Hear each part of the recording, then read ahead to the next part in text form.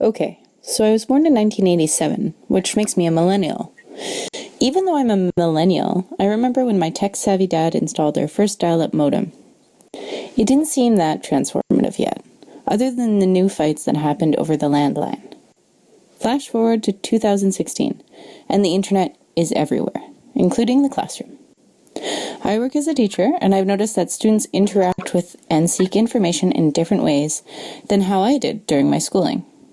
Instead of turning to books, friends, or families for the answers to last night's homework, students are now turning to the internet. What does this mean for the Gen Zs in my class? One major concern is that students are becoming dumb, or in the very least, very lazy, because of the technology available. A productive way to look at this phenomenon, rather than throwing slurs, is to look at the role of transactive memory, which is just a phrase to explain how we store and access information. Transactive memory used to be an accumulation of your social network of knowledge. So now, instead of relying on the resources of a parent, peer, or spouse to remember important details, like the number for your dentist or your cousin's favorite ice cream, individuals are more likely to rely on the internet and technology to record and hold this information. But what does this mean for education? And what does this mean for social development and social dynamics? Considering the wealth of information that is now available, researchers are split on whether this shift in information gathering is either good or bad. Now, the general argument is that Google is making us stupid. But is that possible? Our brains are made up of 1 billion neurons, which form connections to other neurons, making it so that we have approximately 1 million gigabytes of storage capacity in our brains, which is equivalent to running a TV for 300 years. Not only do we have an amazing amount of space for memory, but we also have plastic brains that are capable of changing all the time. What all of this means is that we can't really become dumber. We're just changing the way our brains are wired. So back to the question, does Google make us stupid? This question was popularized with Nicholas Carr in 2008. He suggested that our overuse of Google could actually be weakening our memories. Furthermore, he complained that he was no longer capable of the type of concentration that he used to be capable of. In his words, "Once I was a scuba diver in the sea of words. Now I zip along the surface like a guy on a jet ski." After a few more years and a few more studies, Betsy Sparrow and Associates published a 2011 study that found that individuals who believed that they would have future access to information were less likely to remember what they had read. However, they were more likely to remember where they accessed the information, so that they could find again in the future.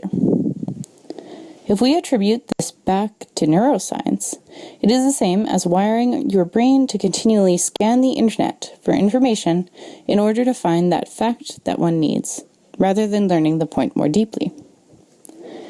In 2015, Barr and Associates explained that humans are cognitive misers and tend to eschew costly analytical thought in favor of comparatively effortless intuitive processing. But is that the same thing as being dumb? Maybe it's actually being neurologically efficient. Scott Baronato would argue that people are not becoming dumber. Instead, we have an overinflated opinion of our knowledge base because of the internet. Basically, we treat the internet as an extension of our transactive memory.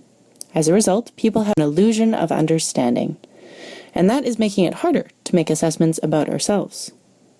To complicate this issue of an illusion of understanding, Ferguson argued that people were more likely to volunteer information when they had access to the internet, and were less likely to volunteer information without it, which resulted in fewer correct answers overall, but a greater accuracy when answers were offered.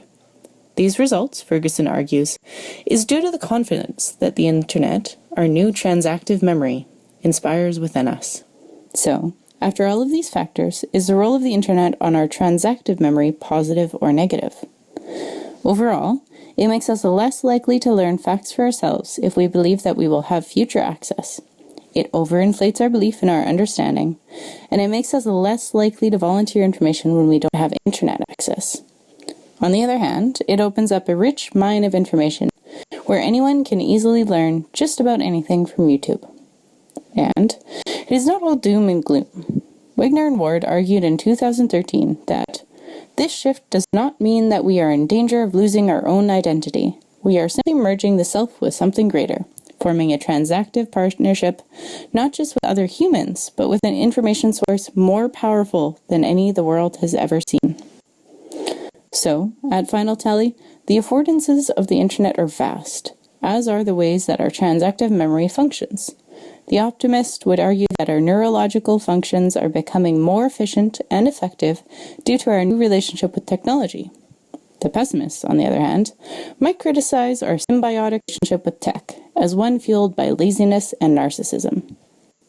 Wherever you lie on the spectrum, just remember that you have autonomy and agency over your neurological health and social relationships. Be aware of how you are training your brain to function. And remember that transactive memory used to involve people. Celebrate your relationships and invest time in some deeper learning.